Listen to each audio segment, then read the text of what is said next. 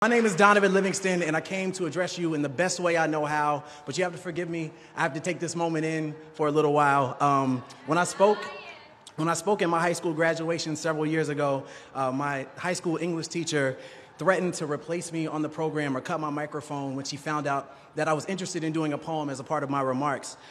So I am eternally grateful for being able to share this piece of myself in my most authentic voice with you this afternoon. So, spoken word poetry. It insists on participation, so if you feel so compelled, snap, clap, throw up your hands, rejoice, celebrate. Class of 2016, this is your address, and this is your day.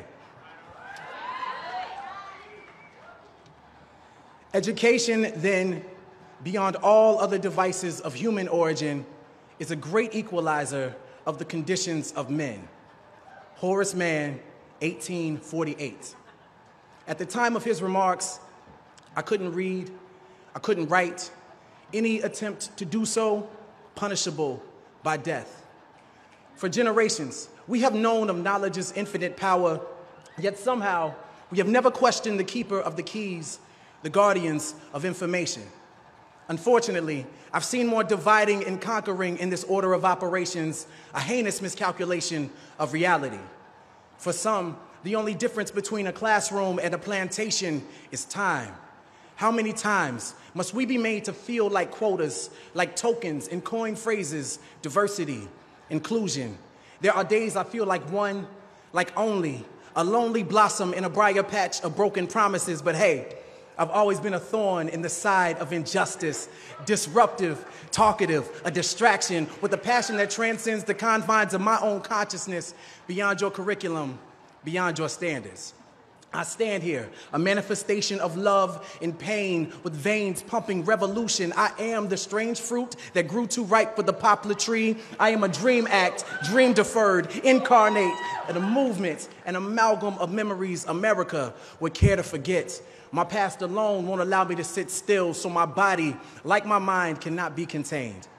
As educators, rather than raising your voices over the rustling of our chains, take them off, uncuff us, unencumbered by the lumbering weight of poverty and privilege, policy and ignorance. I was in the 7th grade when Ms. Parker told me, Donovan, we could put all of your excess energy to good use. And she introduced me to the sound of my own voice. She gave me a stage, a platform. She told me that our stories are the ladders that make it easier for us to touch the stars. So climb and grab them. Keep climbing, grab them. Spill your emotions in the Big Dipper and pour out your soul. Light up the world with your luminous allure. To educate requires Galileo-like patience. Today, when I look my students in the eyes, all I see are constellations. If you take the time to connect the dots, you can plot the true shape of their genius shining in their darkest hour. I look each of my students in the eyes and see the same light that aligned Orion's belt in the pyramids of Giza. I see the same twinkle that guided Harriet to freedom. I see them.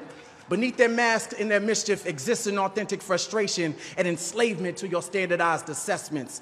At the core, none of us were meant to be common. We were born to be comets, darting across space and time, leaving our mark as we crash into everything. A crater is a reminder that something amazing happened right here, an indelible impact that shook up the world. Are we not astronomers searching for the next shooting star? I teach in hopes of turning content into rocket ships, tribulations into telescopes, so a child can see their true potential from right where they stand. And injustice is telling them they are stars without acknowledging the night that surrounds them. Injustice is telling them education is the key while you continue to change the locks. Education is no equalizer.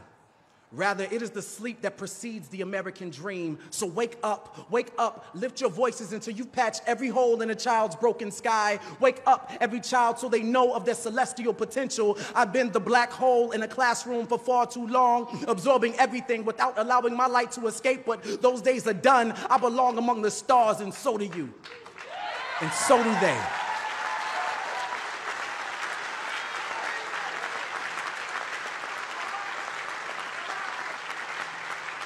Together, we can inspire galaxies of greatness for generations to come. So no, sky is not the limit. It is only the beginning. Lift off.